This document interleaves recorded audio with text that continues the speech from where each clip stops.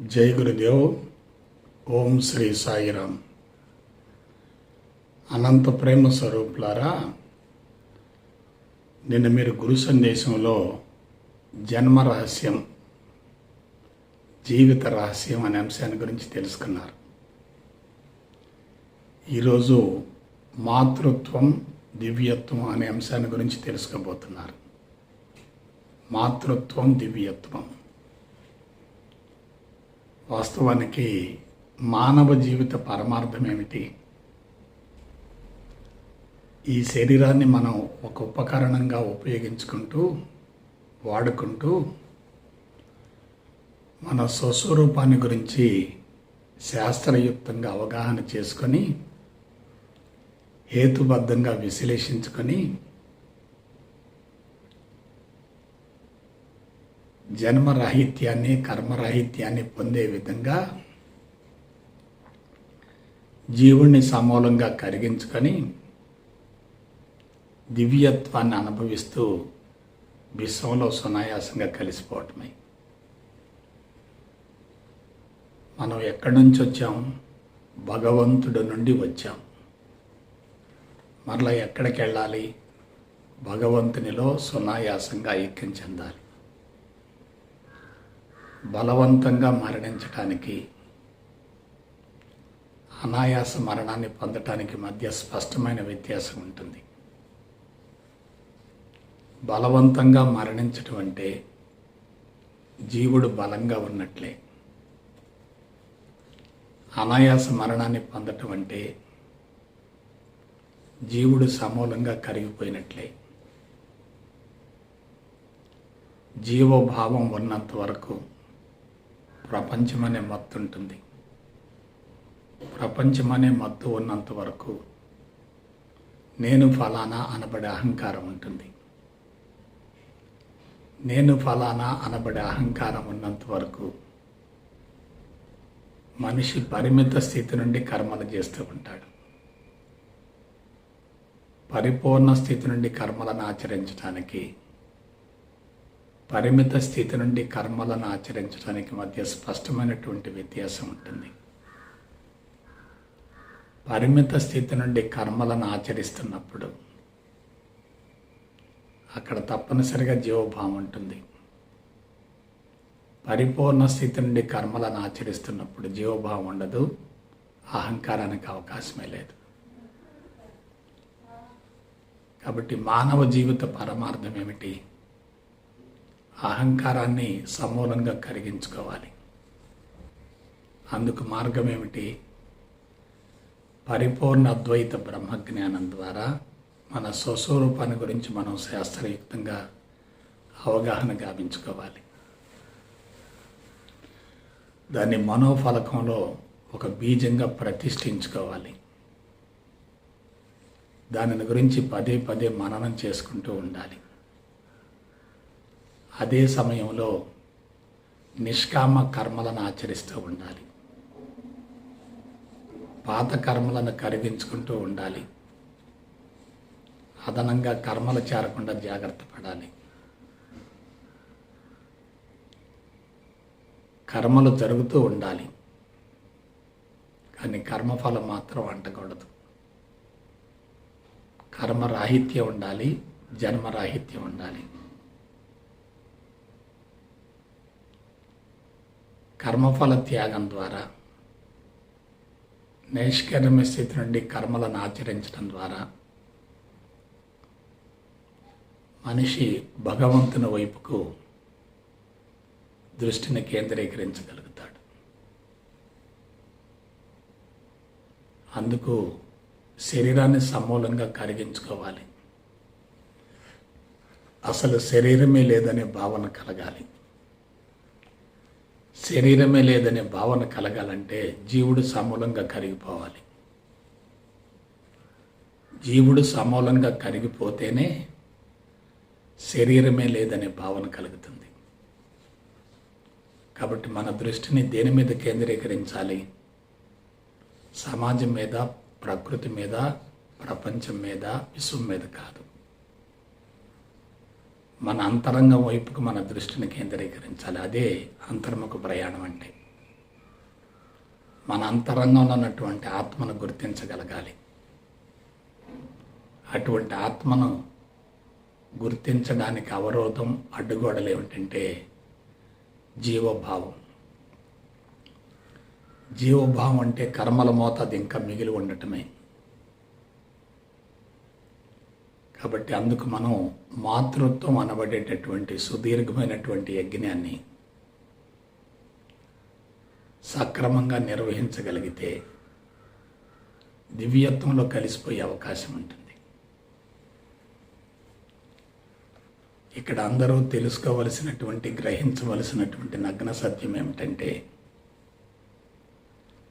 పుట్టుకతోటే ప్రత్యక్షంగా నేరుగా దివ్యత్వాన్ని అనుభవించే అవకాశమే లేదు. అసలు జీవితం అవసరమైందంటే, శరీరం వచ్చిందంటే తప్పనిసరిగా జీవభావం ఉన్నట్లే. జీవభావం ఉన్నప్పుడు అతడు దివ్యత్వాన్ని ప్రత్యక్షంగా అనుభవించే అవకాశమే లేదు. జీవభావం కరిగిపోతేనే జీవుడు లేని దేహంలో దేవుడు కొనసాగుతాడు. జీవభావం మిగిలి ఉందంటే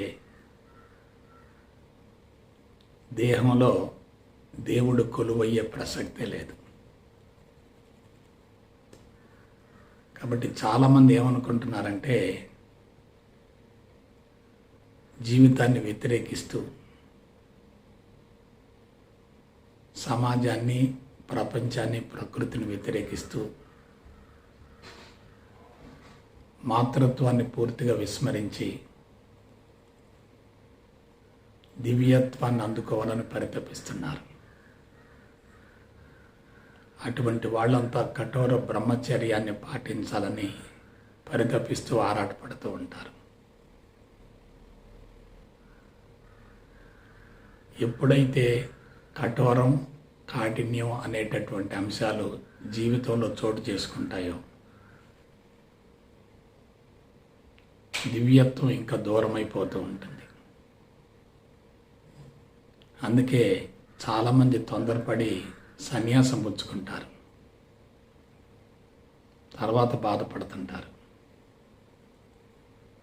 ఎందుకంటే మాతృత్వం అనేటటువంటి పవిత్రమైనటువంటి యజ్ఞం నెరవేర్చగలిగితే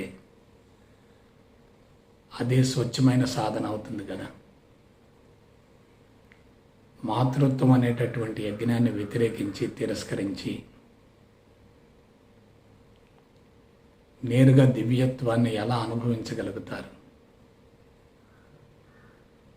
జీవభావం మిగిలి ఉన్నప్పుడు, దాన్ని కరిగించుకోవాలనుకున్నప్పుడు తప్పనిసరిగా కర్మలను ఆచరించవలసిందే కదా. కర్మలను ఆచరించకుండా కర్మలు కరిగిపోయే అవకాశమే లేదు కదా. ఒకవేళ పుట్టుకతోటే దివ్యత్వంతో జన్మించినప్పటికీ జీవభావం ఎంతో కొంత మేరకు మిగిలి ఉంటుంది కాబట్టి, అందువల్లనే శరీరం సంక్రమించింది కాబట్టి ఆ జీవభావాన్ని కరిగించుకోవాలంటే మాతృత్వం అనేటటువంటి యజ్ఞాన్ని సక్రమంగా నెరవేర్చగలగాలి. కాబట్టి ముందు మాతృత్వం, ఆ తర్వాతనే దివ్యత్వం. మాతృత్వాన్ని వ్యతిరేకిస్తూ, విస్మరిస్తూ దివ్యత్వాన్ని అందుకునే అవకాశమే లేదు. సన్యాసం అనేది శరీరానికి సంబంధించింది కాదు, పూర్తిగా మనసుకు సంబంధించింది. భౌతిక సన్యాసం ముఖ్యం కాదు, మానసిక సన్యాసం చాలా అవసరం. మానసిక సన్యాసాన్ని ప్రయోగపూర్వకంగా అనుభవించాలంటే తల్లిదండ్రులు మనకిచ్చినటువంటి విత్తనాల్లో ఉన్నటువంటి జీవభావాన్ని తప్పనిసరిగా కరిగించుకోవాల్సిందే. జీవభావాన్ని కరిగించకుండా, మాతృత్వం అనేటటువంటి యజ్ఞాన్ని నెరవేర్చకుండా దివ్యత్వాన్ని అనుభవించే అవకాశమే లేదు. సన్యాసం అనేది దశల వారీగా సంక్రమించాలి తప్ప మనం కృషి చేస్తే వచ్చేది కాదు. ముందు బ్రహ్మచర్య ఉండాలి, తర్వాత గృహస్థ జీవితం ఉండాలి, తర్వాత వానప్రస్థం ఉండాలి, ఆ తర్వాతనే సన్యాసం. బ్రహ్మచర్యంలోనే సన్యాసాన్ని అనుభవించడం సాధ్యం కానే కాదు. అయితే ఏం చేయాలి? బ్రహ్మచర్య ఆశ్రమంలోనే సన్యాస ఆశ్రమాన్ని గురించి శాస్త్రయుక్తంగా తెలుసుకోవాలి. బ్రహ్మచర్య ఆశ్రమాన్ని దాటి గృహస్థ జీవితానికి రావాలి. ఆ గృహస్థ జీవితాన్ని అధిగమించి వానప్రస్థానికి చేరాలి. వానప్రస్థాన్ని వదిలేసి సన్యాసాన్ని అనుభవిస్తూ దివ్యత్వంలో జీవిస్తూ దేహాన్ని వదిలేసి భగవంతుడిలో సునాయాసంగా ఐక్యం చెందాలి. కాబట్టి జాగ్రత్తగా అవగాహన చేసుకోండి. క్రీస్తు పూర్వం నాటి పరిస్థితులు వేరు, ప్రస్తుత పరిస్థితులు వేరు. క్రీస్తు పూర్వం నాడు పవిత్రమైనటువంటి వాతావరణం ఉంది. నిర్జన, నిర్మానుష్య, ఏకాంత, ప్రశాంతమైనటువంటి స్థావరాలు విపరీతంగా ఉన్నాయి. అప్పటి పుట్టుకే పరిమితమైన జీవభావంతో మొదలవుతుంది. అందువలన దివ్యత్వాన్ని అందుకోవటం చాలా సులభం అవుతుంది. అసలు వాస్తవానికి ఆనాడు చాలామంది అజ్ఞానంలో ఉండి సంపూర్ణ స్వేచ్ఛను అనుభవించి మోక్షాన్ని పొందగలిగారు. ఈనాడు అన్నీ తెలుసుకున్నటువంటి ఆధ్యాత్మికవేత్తలు కూడా మోక్షాన్ని పొందలేకపోతున్నారు. అందుకు మూల కారణం ఏంటి? మోక్షం అనేది ఆకస్మికంగా లభించేది కాదు, బలవంతంగా వచ్చేది కాదు. వేషం మార్చుకున్నంత మాత్రాన మోక్షాన్ని పొందలేము. జీవోభావాన్ని కరిగించుకుంటూ అంతరంగాన్ని సమూలంగా శుద్ధి గావించుకుంటే సన్యాసత్వాన్ని సులభంగా అనుభవించవచ్చు. అందుకు 2 మార్గాలు ఉన్నాయి. ఉత్తమ సంస్కారాలతో జన్మించేటట్లయితే పరిపూర్ణ అద్వైత బ్రహ్మజ్ఞానం ద్వారా సంచిత కర్మలను సమూలంగా దగ్ధం గావించుకొని పిన్న వయసులోనే దివ్యత్వాన్ని అనుభవించవచ్చు. అలా కాకుండా సంస్కారాల మూటతో జీవితం ప్రారంభమవుతుంది కాబట్టి అటువంటి సంస్కారాల మూటను కరిగించుకోవటం కోసం ఒకవైపు కర్మయోగాన్ని, భక్తి యోగాన్ని ఆచరిస్తూ జ్ఞానయోగంలో జీవిస్తూ సంచిత ప్రారబ్ధ ఆగామి కర్మలను దశల వారీగా కరిగించుకుంటూ జీవిత చరమాంకంలో సన్యాసాన్ని అనుభవించి ఆ తర్వాత విశ్వంలో కలిసిపోవచ్చు. కాబట్టి బలవంతంగా దేన్ని ఆచరించకూడదు. జ్ఞానపరంగా పరిణతి చెందిన తర్వాతనే ఆచరించడం సులభమవుతుంది. పరిపూర్ణ జ్ఞానాన్ని గురించి అవగాహన గావించుకుంటే జీవితం సులభతరం అవుతుంది. పరిపూర్ణ జ్ఞానాన్ని గురించి అవగాహన లేకుండా సాధన కొనసాగించేటట్లయితే ఆ సాధన కఠోరం అవుతుంది, కాఠిన్యం అవుతుంది. పరిపూర్ణ జ్ఞానం అంటే ఏమిటి? నవీన మానవునికి తప్పనిసరిగా భౌతికవాదం కావాలి, కానీ భౌతికవాదపు మత్తు ఉండకూడదు. లౌకిక జీవితం తప్పనిసరిగా అవసరం, కానీ దానిలో ఇరుక్కుపోకూడదు. మనస్తత్వం చాలా అవసరం. ద్వంద్వాలను గురించినటువంటి అవగాహన ఉండాలి, కానీ మాయలో ఇరుక్కొని పోకూడదు. అలాగే శాస్త్రీయత ఉండాలి, హేతుబద్ధత ఉండాలి, తత్వ విచారణ ఉండాలి, మతం ఉండాలి. ఆ తదుపరే ఆధ్యాత్మికత, అదే సన్యాసత్వానికి దారితీస్తుంది. ఇక్కడ అందరూ గ్రహించవలసినటువంటి కీలకమైనటువంటి అంశం ఏమిటంటే, పుట్టుకతోటి ప్రతి ఒక్కళ్ళకి బలీయమైనటువంటి జీవభావం ఉంటుంది. పెరుగుతూ ఉండే కొలది భౌతికవాదపు మత్తు వల్ల, సైన్సు సాంకేతిక పరిజ్ఞానం వల్ల, జీవన పోరాటం వల్ల, మనుగడ కోసం మనిషి పరుగులు తీయటం వల్ల, పోరాటంతో ఆరాటంతో జీవితాన్ని కొనసాగించటం వలన తప్పనిసరిగా ఆ జీవభావం బలోపేతం అవుతుంది తప్ప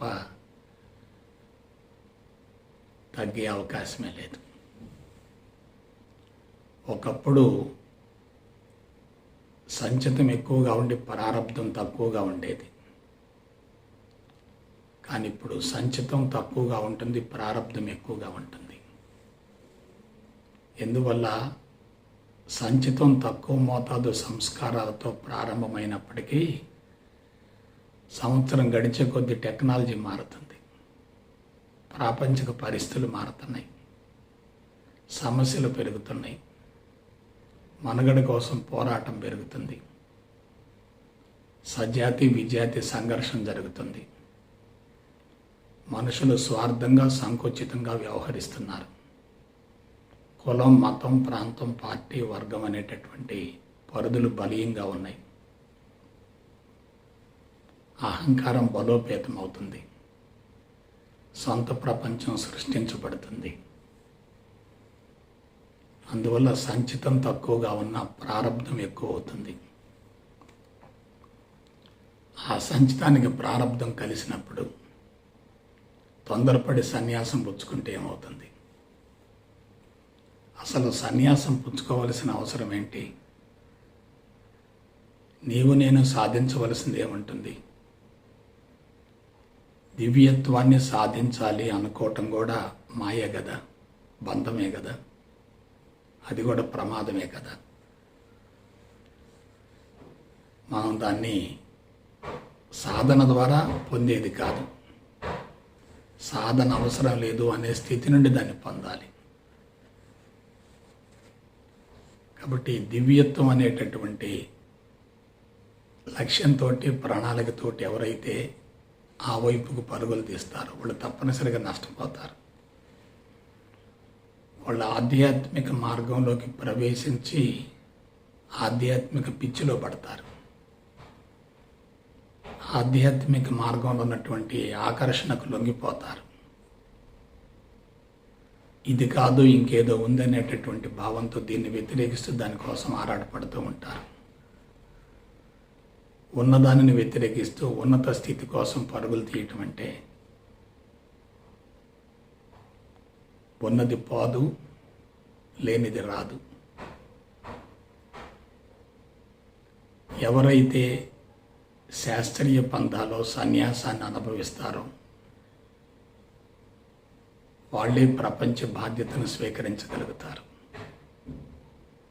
అనుభవించిన వ్యక్తి అందించడం వేరు, అణుచుకునే వ్యక్తి అందించడం వేరు. మాతృత్వం అనేటటువంటి యజ్ఞం సఫలీకృతమైతే అది దివ్యత్వానికి బలమైనటువంటి పునాది అవుతుంది. మాతృత్వం అనేటటువంటి యజ్ఞంలో ఎవరైతే వైఫల్యం చెందుతారో వాళ్ళు దివ్యత్వాన్ని అందుకోలేరు. అందువల్ల మాతృత్వాన్ని గురించి ముందు మనం తెలుసుకోవాలి. మానవ జీవితం ఎలా మొదలవుతుంది? కారణ శరీరం అనే విత్తనంతో మొదలవుతుంది. ఆ కారణ శరీరం ఎలా ఏర్పడుతుంది? రెండు అర్ధబీజాల కలయికతో ఏర్పడుతుంది. ఆ అర్ధబీజాలు ఎక్కడి నుంచి వస్తున్నాయి? ఒక అర్ధబీజం తండ్రి నుండి మరొక అర్ధబీజం తల్లి నుండి విడుదలవుతుంది. రెండు అర్ధబీజాల కలయికతో పరిపూర్ణ సంయుక్త బీజం అనే కారణ శరీరం ఏర్పడుతుంది. కారణ శరీరం అంటే ఒక్కసారి గుర్తుకు తెచ్చుకోండి, దేహం లేని జీవుడే కారణ శరీరం. దేహం లేని జీవుడే కారణ శరీరం. ఆ కారణ శరీరంలో ఏముంటాయి? ఆధారం ఉంటుంది, ఆధేయం ఉంటుంది. ఆధారం ఏమిటి? అర్ధబీజాలను విడుదల చేసేటప్పుడు తల్లి తండ్రి ఇద్దరి యొక్క శారీరక మానసిక స్థితులు అందులో నిక్షిప్తమై ఉంటాయి. దాన్నే జీవభావం అంటారు. ఆ జీవభావం కరిగిపోవాలంటే, నెరవేరాలంటే తప్పనిసరిగా శరీరం కావాలి. ఆ శరీరాన్ని తయారు చేసేటటువంటి సూక్ష్మాతి సూక్ష్మమైనటువంటి పదార్థంతో కూడినటువంటి జీనులు, క్రోమోజోములే ఆధేయమవుతుంది. ఆధారం జీవుడు, ఆధేయం జీనులు. ఎటువంటి శరీరం ద్వారానైతే కోరికలు, సంకల్పాలు నెరవేరుతాయో అటువంటి శరీరాన్నే జీవుడు తయారు చేసుకుంటాడు. ఎటువంటి శరీరం కావాలి? జీవభావాన్ని బట్టి శరీరం కావాలి. ఈ జీవభావం ఎవరిచ్చారు? తల్లి తండ్రి ఇద్దరు ఇచ్చారు. ఏమిటి జీవిత పరమార్థం? జీవిత సంకల్పం నెరవేరాలి. ఏమిటి జీవిత సంకల్పం? మాతృత్వం అనేటటువంటి యజ్ఞం సఫలీకృతం కావాలి. అటువంటి మాతృత్వం అనేటటువంటి యజ్ఞం సఫలీకృతం కావాలంటే శరీరం ఎలా ఉండాలి? దృఢంగా ఉండాలి, పటిష్టంగా ఉండాలి, శక్తివంతంగా ఉండాలి, ఆరోగ్యంగా ఉండాలి. ఆడవాళ్ళ శరీరం ఎలా ఉండాలి? అందంగా ఉండాలి, అంగసౌష్ఠం ఉండాలి, అంతరంగ పవిత్రత ఉండాలి. ఆ మూడింటితో పాటు తప్పనిసరిగా ఆరోగ్యం ఉండాలి. స్త్రీ బీజంతో పాటు క్షేత్రాన్ని ఇస్తుంది. పురుషుడు కేవలం బీజాన్ని ఇచ్చి పక్కకు తప్పుకుంటాడు. కానీ ఆ బీజాన్ని మోసేటటువంటి ఆ స్త్రీకి సంపూర్ణ రక్షణను, భద్రతను కలగజేస్తూ ఆమె అవసరాలను తప్పనిసరిగా తీర్చాలి. అదే మాతృత్వం అనేటటువంటి యజ్ఞాన్ని సఫలీకృతం గావించడం అంటే. నెరవేర్చేది స్త్రీ. ఆ యజ్ఞం నెరవేరటానికి అనుకూలమైనటువంటి వాతావరణాన్ని కల్పించవలసినటువంటి బాధ్యత పురుషుడిది. ఇద్దరు కలిసి నిర్వహించేదే మాతృత్వం అంటే. ఒక్కడి వల్ల సాధ్యమయ్యే ప్రసక్తే లేదు. అయితే మరొకసారి చెప్తున్నాను, పురుషుడు ఎలా ఉండాలి? శారీరక పటుత్వం ఉండాలి, దృఢత్వం ఉండాలి, శక్తి ఉండాలి, ఆరోగ్యం ఉండాలి. స్త్రీ ఎలా ఉండాలి? అందంగా ఉండాలి, అంతరంగ పవిత్రత ఉండాలి, అంగసౌష్ఠం ఉండాలి, ఆరోగ్యం ఉండాలి. ఎందుకు? వాళ్ళ శరీరం ఎలా ఉండాలి? వాళ్ళ దేహాలు ఎలా ఉండాలి? ప్రతి దేహంలో కూడా 3 వ్యవస్థలు ఉన్నాయి. మానవ దేహంలో కీలకమైన వ్యవస్థలు 3 ఉన్నాయి. ఒకటి నాడీ వ్యవస్థ, 2 హార్మోన్ వ్యవస్థ, 3 రక్షక వ్యవస్థ. ఎవరికైతే నాడీ వ్యవస్థ, హార్మోన్ వ్యవస్థ, రక్షక వ్యవస్థ 3 కూడా పటిష్టంగా సమర్థవంతంగా పనిచేస్తాయో మగవాళ్ళకి ఆరోగ్యం ఉంటుంది, దృఢత్వం ఉంటుంది, శరీరం పటిష్టంగా ఉంటుంది, అది శక్తివంతంగా ఉంటుంది. అదే ఆడవాళ్ళకి వస్తే వాళ్ళకి అందం ఉంటుంది, అంగసౌష్ఠం ఉంటుంది, అంతరంగ పవిత్రత ఉండాలి, ఆ తర్వాత ఆరోగ్యం కూడా ఉండాలి. పురుషుడికి స్త్రీకి వ్యత్యాసం ఏంటి? పురుషుడిలో పురుష లక్షణాలు ఉంటాయి, స్త్రీలలో స్త్రీ లక్షణాలు ఉంటాయి. పురుషులలో పురుషత్వం ఉంటుంది, స్త్రీలలో స్త్రీత్వం ఉంటుంది. ఆ పురుష లక్షణాలు ఏర్పడటానికి మూల కారణం ఏంటి? హార్మోన్ వ్యవస్థ. స్త్రీలలో స్త్రీ లక్షణాలు ఏర్పడటానికి మూల కారణం ఏంటి? హార్మోన్ వ్యవస్థ. పురుషుల యొక్క హార్మోన్ వ్యవస్థకి స్త్రీల యొక్క హార్మోన్ వ్యవస్థకి మధ్య స్పష్టమైనటువంటి వ్యత్యాసం ఉంటుంది. పురుషుల యొక్క హార్మోన్ వ్యవస్థ ద్వారా పురుషత్వానికి సంబంధించినటువంటి హార్మోన్స్ ఉత్పత్తి అవుతాయి. అదే టెస్టోస్టిరాన్. స్త్రీలలో ఉన్నటువంటి స్త్రీత్వం ద్వారా స్త్రీ లక్షణాలకు సంబంధించినటువంటి హార్మోన్స్ ఉత్పత్తి అవుతాయి. అదే ఈస్ట్రోజన్. కాబట్టి స్త్రీలు పురుషులు వేరువేరుగా కనిపించడానికి మూల కారణం హార్మోన్ వ్యవస్థే. ఎవరికైతే నాడీ వ్యవస్థ పటిష్టంగా ఉంటుందో హార్మోన్ వ్యవస్థ సమర్థవంతంగా పనిచేస్తుంది. హార్మోన్ వ్యవస్థ సమర్థవంతంగా పనిచేసిందంటే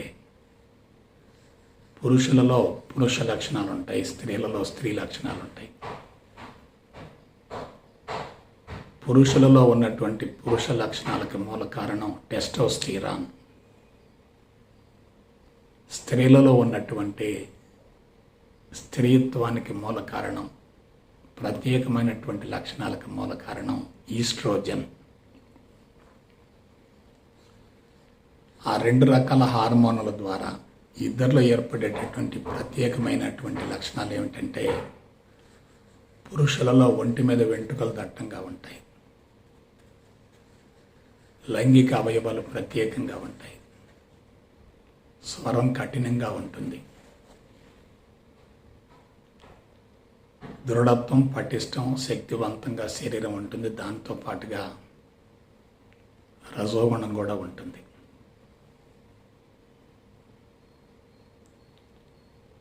కాబట్టి నడక కానీ భాష కానీ ముఖం కానీ ముఖ కవళికలు కానీ శారీరక లక్షణాలు కానీ పూర్తిగా ప్రత్యేక తరహాలో ఉంటాయి. అదే స్త్రీలను తీసుకుంటే ఒకటి అందం, రెండు అంగసౌష్ఠవం, మూడు ఆరోగ్యం. ఆరోగ్యవంతుడైనటువంటి పురుషుడు, అంగసౌష్ఠం గల స్త్రీ ప్రకృతి వరప్రసాదాలు. ఈ విధంగా పురుషుణ్ణి స్త్రీని ఇద్దరిని మనం వేరు చేస్తున్నాం. అలా వేరు చేయటాన్ని లింగ ద్విరూపకత అంటారు, సెక్షువల్ డైమార్ఫిజం అంటారు. ఇదంతా సైన్స్లో ఒక భాగమే. అటువంటి హార్మోన్ వ్యవస్థ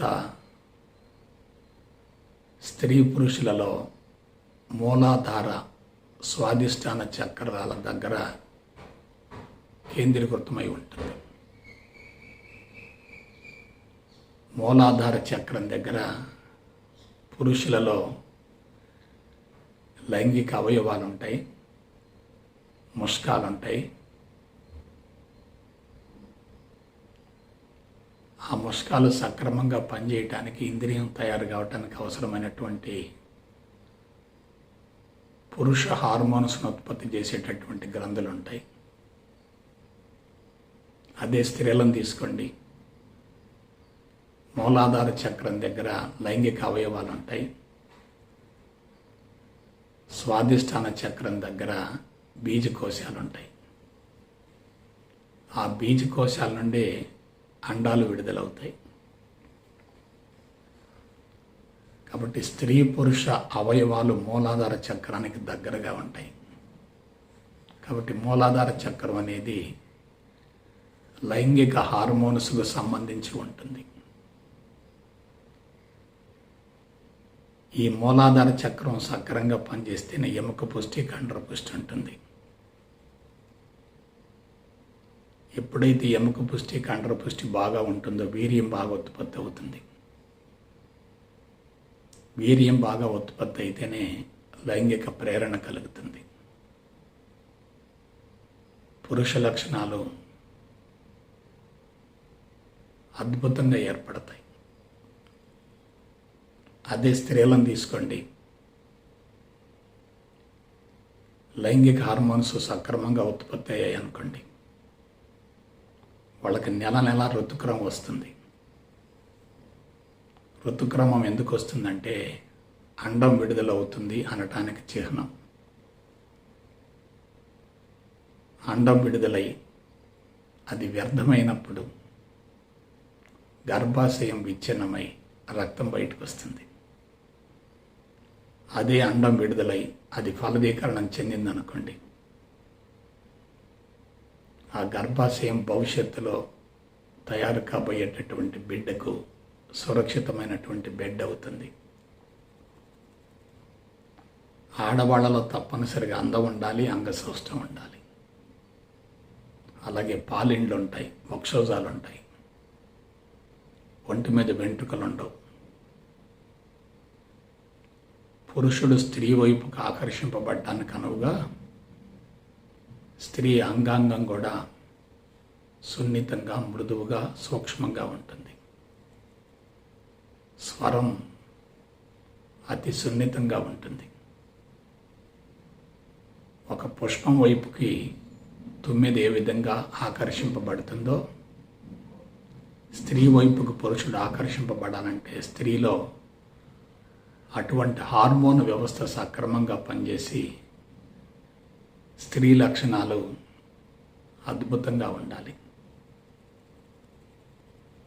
ఇదంతా ప్రకృతి ధర్మం. ప్రకృతి మానవాళికి ఇచ్చినటువంటి కానుక. అలాగే క్రింద నుండి పై వరకు అన్ని చక్రాలు సమర్థవంతంగా పనిచేస్తే చక్రాలకు అనుబంధంగా ఉన్నటువంటి హార్మోన్ గ్రంథులు కూడా సక్రమంగా పనిచేస్తే హార్మోన్ వ్యవస్థ సమర్థవంతంగా పనిచేసేటట్లయితే ఫలవంతమైన సంతానాన్ని ప్రకృతికి కానుకగా అందించే విధంగా పురుషుడిలో వీర్యం ఉత్పత్తి అవుతుంది, స్త్రీలలో అండం విడుదలవుతుంది. అండం ఫలదీకరణం చెందిన తర్వాత పంచభూతాత్మకమైనటువంటి పోషక పదార్థం ద్వారా బిడ్డ తల్లి యొక్క గర్భాశయంలో సుమారు 9 నెలలు పెరిగే అవకాశం ఉంటుంది.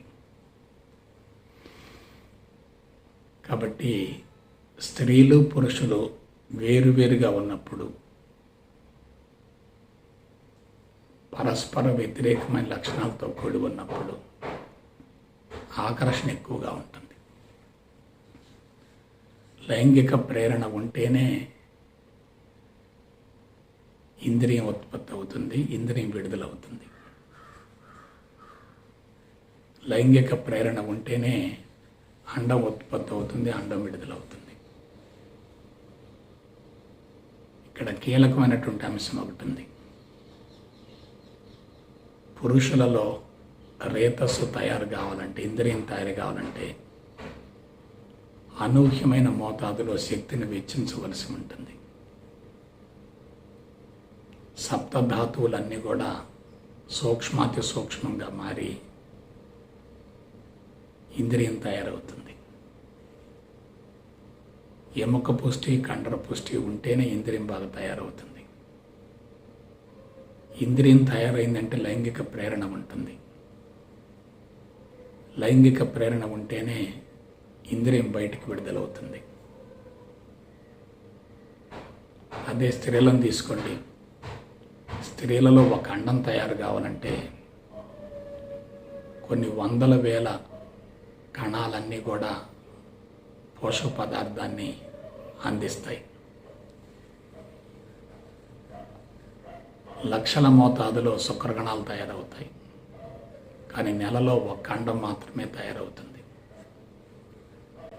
ఆ అండం తయారు కావడానికి విపరీతమైన మోతాదులో పోషక పదార్థం ఇతర కణాల నుండి, కణజాలాల నుండి అందించబడుతుంది.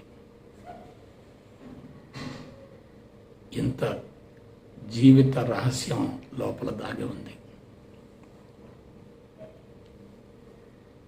సృష్టి రహస్యం ఇక్కడే ఉంది. జన్మ రహస్యం ఇక్కడే ఉంది. మనిషి దేహాన్ని పైనుంచి కిందికి మీరు జాగ్రత్తగా పరిశీలించండి. అవయవ వ్యవస్థలు, అవయవాలు, అంగాలు, కణజాలాలు, కణాలు, చక్రాలు, కోశాలు, పంచ జ్ఞానేంద్రియాలు, పంచ కర్మేంద్రియాలు, అనియంత్రిత అవయవాలు, ఏంటిదంతా? ఈ సృష్టి భగవంతుడి ద్వారా జరిగింది తప్ప మామూలుగా మాత్రం కాదు. ప్రకృతి ద్వారా ఇదంతా జరుగుతుంది తప్ప మానవుడి యొక్క స్వశక్తి వల్ల కానే కాదు. మరొక విషయం చెప్తున్నాను. పురుషుడి యొక్క శుక్రకణాల్లో 2 రకాలు ఉంటాయి. కొన్ని శుక్రకణాలలో ఎక్స్ క్రోమోజోములు ఉంటాయి.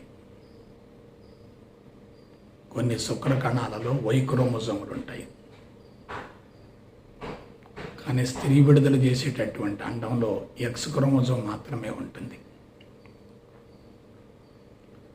పురుషుడి యొక్క శుక్రకణంలో ఉన్నటువంటి ఎక్స్ క్రోమోజోము స్త్రీ యొక్క అండంలో ఉన్నటువంటి ఎక్స్ క్రోమోజోమ్ 2 కలిసాయి అనుకోండి, ఆడబిడ్డ పుడుతుంది. పురుషుడి యొక్క శుక్రకణాల్లో వై క్రోమోజోమ్ ఉండి స్త్రీ అండంలో ఎక్స్ క్రోమోజోమ్ ఉంటే మగబిడ్డ పుడతాడు. కాబట్టి లింగ నిర్ణయం ఎలా జరుగుతుందంటే క్రోమోజోముల ద్వారా జరుగుతుంది. ఆ క్రోమోజోములు ఎందుకు? పురుషులలో పురుష హార్మోన్స్ ఉత్పత్తి కావడానికి, స్త్రీలలో స్త్రీ హార్మోన్లు ఉత్పత్తి కావడానికి ఆ క్రోమోజోములు ఉపయోగపడతాయి. క్రోమోజోముల ఉత్పత్తిలో ఏమాత్రం పొరపాటు జరిగినా, అవకతవకలు జరిగినా మాతృత్వం అనేటటువంటి యజ్ఞం భగ్నమవుతుంది, దెబ్బతింటుంది. కాబట్టి జీవితం ఎంత సున్నితమైందో మీరు ఆలోచించండి. ఇటువంటి సున్నితమైనటువంటి జీవితాన్ని మనం జాగ్రత్తగా కొనసాగించలేకపోతే జీవిత పరమార్థం నెరవేరే ప్రసక్తి లేదు. ఇకపోతే క్రోమోజోములలో, జీనులలో ఏముంటాయి?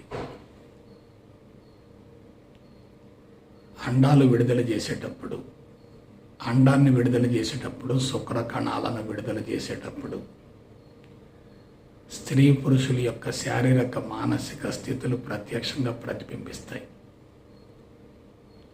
అండం తయారయ్యేటప్పుడు శారీరక మానసిక స్థితులు అందులో నిక్షిప్తమవుతాయి.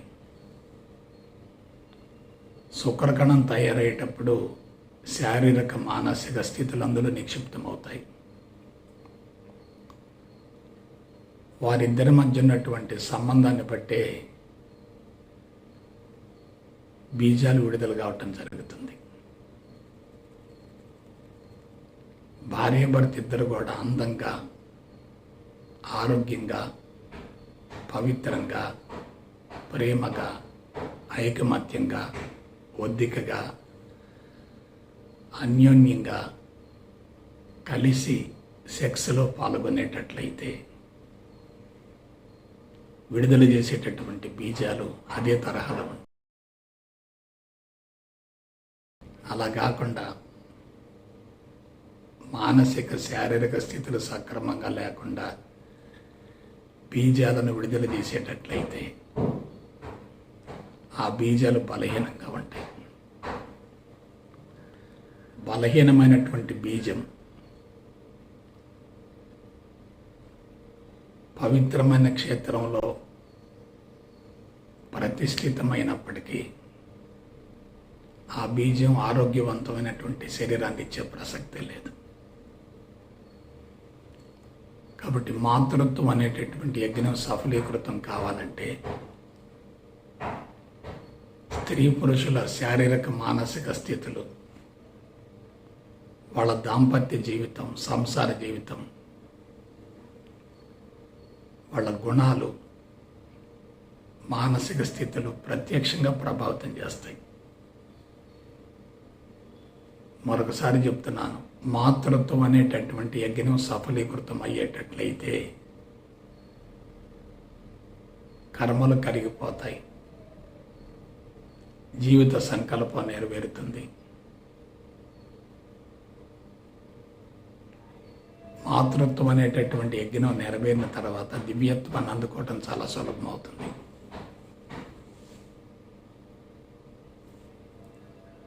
ఇదంతా కూడా సైన్స్ పరంగా మనం తెలుసుకోవలసినటువంటి అత్యంత విలువైనటువంటి సమాచారం.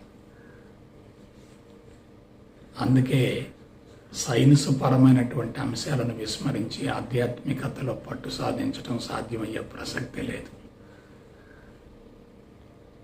భారతదేశంలో ఆధ్యాత్మికత అనేది ఆదేశించబడింది తప్ప అనుభవం పొందే విధంగా శాస్త్రయుక్తమైనటువంటి వివరణను అందించడం జరగలేదు. శాస్త్రీయపరమైన వివరణ ఉందంటే అక్కడ అపోహలకు, సందేహాలకు, సంకోచాలకు, చిక్కు ప్రశ్నలకు ఎటువంటి అవకాశం లేదు.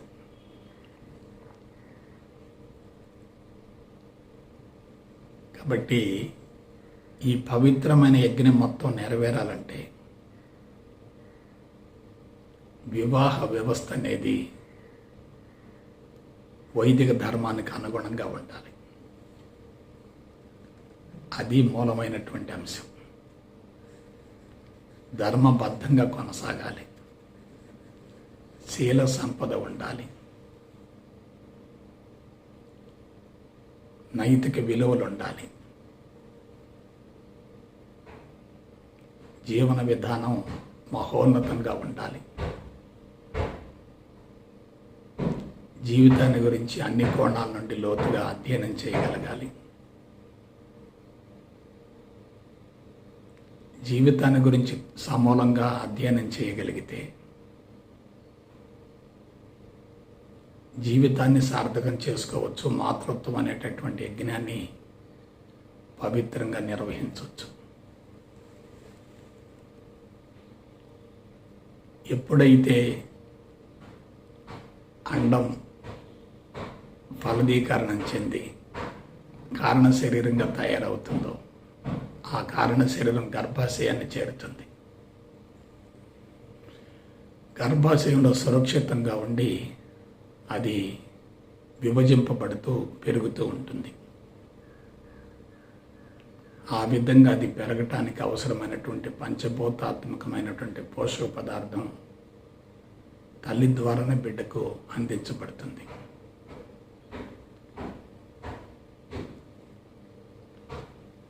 అదే సమయంలో తల్లి తన యొక్క ప్రేమతోటి గర్భాశయాన్ని ఎప్పుడు కూడా గమనిస్తూ ఉండాలి. ఉత్తమమైన సంతానాన్ని ప్రపంచానికి కానుకగా అందించగలిగితే ఇక మనం చేయవలసిందంటూ ఏమీ లేదు. ఎప్పుడైతే ప్రపంచం అనే మత్తులో ఉంటారో, జీవభావం బలీయంగా ఉంటుందో, ప్రాపంచిక విషయవాంఛల పట్ల ఆకర్షణ ఎక్కువగా ఉంటుందో, కోరికలు, గమ్యాలు, లక్ష్యాలు, ప్రణాళికలు, పథకాలు ఎక్కువగా ఉంటాయో, వాళ్ళ శారీరక స్థితి ఎలా ఉంటుంది, మానసిక పరిస్థితి ఎలా ఉంటుందో మీరు ఆలోచించండి. శరీరం ఆరోగ్యంగా ఉంటేనే మాతృత్వం అనే యజ్ఞం నెరవేరుతుంది. శరీరం దృఢంగా ఉండాలి, పటిష్టంగా ఉండాలి, శక్తివంతంగా ఉండాలి, ఆరోగ్యంగా ఉండాలి. ఆడవాళ్ళకి అందం ఉండాలి, అంగసౌష్ఠం ఉండాలి, అంతరంగ పవిత్రత ఉండాలి, శుద్ధి ఉండాలి, ఆ తర్వాత ఆరోగ్యం కూడా ఉండాలి. కాబట్టి స్త్రీలు మాతృత్వం అనేటటువంటి యజ్ఞాన్ని సక్రమంగా నిర్వహించాలంటే వాళ్ళు దాని గురించి కలలుగంటూ ఉండాలి. దానికోసం పరితపిస్తూ ఉండాలి, ఆరాటపడుతూ ఉండాలి. ఆ మాతృత్వం అనే కళ నెరవేర్చడం కోసమే స్త్రీకి ప్రత్యేకమైనటువంటి సదుపాయాలు కొన్ని ప్రకృతిచే అందించబడ్డాయి. హార్మోన్ వ్యవస్థ ఎప్పుడైతే పటిష్టంగా ఉంటుందో స్త్రీ పురుషుల మధ్య ఆకర్షణ ఉంటుంది, ప్రేమ ఉంటుంది, అనురాగం ఉంటుంది, ఆప్యాయత ఉంటుంది, ఒద్దిక ఉంటుంది, ఐకమత్యం ఉంటుంది. ఒకళ్ళి హృదయాలలో మరొకళ్ళ యొక్క రూపం ప్రతిష్ఠించబడుతుంది. రెండు శరీరాలు కలవటం అంటే రెండు ఆత్మలు కలిసినట్లే కదా. కాబట్టి ఆత్మల సంసర్గమే లైంగికత్వం అవుతుంది. ఆత్మలు కలిశాయంటే ఏకత్వం సిద్ధించినట్లే. ఇంత అద్భుతమైనటువంటి అంగసౌష్ఠం కానీ నిర్మాణం కానీ మనుషులకు భగవంతుడు అమర్చాడంటే ఆ యజ్ఞాన్ని సక్రమంగా నెరవేర్చగలిగితే ఆ భగవంతుడి యొక్క ఆశీస్సులు పొందగలుగుతాం కదా. ప్రకృతికి విరుద్ధంగా జీవిస్తూ ప్రకృతి సూత్రాలను విస్మరించి ప్రపంచం అనే మత్తులో ఉంటే భగవంతుడి యొక్క అండదండలు కానీ ప్రకృతి యొక్క ఆశీస్సులు కానీ మనకు అందవు కదా. కాబట్టి ప్రకృతిని ప్రేమిస్తూ ఉంటే ఎలా ఉంటుంది, భగవంతుడిని ఆరాధిస్తూ ఉంటే ఎలా ఉంటుంది, ప్రకృతికి విరుద్ధంగా జీవిస్తూ భగవంతుడికి వ్యతిరేకంగా ఆలోచిస్తూ ఉంటే ఎలా ఉంటుంది. కాబట్టి ఇదంతా కూడా ఆధ్యాత్మికతలో ఒక భాగమే. అందుకే మాతృత్వం అనేటటువంటి యజ్ఞం నెరవేరితేనే దివ్యత్వానికి అర్హతను సంపాదించగలుగుతాం. మాతృత్వం అనే యజ్ఞం నెరవేరలేదనుకోండి, దివ్యత్వం సమూలంగా వైఫల్యం చెందుతుంది. అందరూ మాతృత్వంలో వైఫల్యం చెంది మాతృత్వాన్ని విస్మరించి మాతృత్వాన్ని బలవంతంగా వదిలేసి దివ్యత్వాన్ని అందుకోవటం కోసం ప్రయత్నం చేస్తున్నారు. కానీ అనుభవించకుండా జయించటం సాధ్యం కాదు. మాతృత్వాన్ని అనుభవించిన వ్యక్తులే దివ్యత్వాన్ని అందుకునేటటువంటి అర్హతను సంపాదించగలుగుతారు. ముందు మాతృత్వం, ఆ తర్వాతనే దివ్యత్వం. మాతృత్వాన్ని వదిలేసామనుకోండి, అక్కడ అసంతృప్తి ఉంటుంది, ఏదో పోగొట్టుకున్నాను అనే భావన ఉంటుంది. ఎందుకంటే మాతృత్వం అనేది మధురాతి మధురంగా ఉంటుంది, వర్ణించలేని వివరించలేనటువంటి అనుభూతి కలుగుతుంది. జీవిత సంకల్పం నెరవేరిందంటే జీవభావం కరిగిపోతుంది. జీవిత సంకల్పం నెరవేరకపోతే జీవభావం కరిగిపోయే ప్రసక్తి లేదు.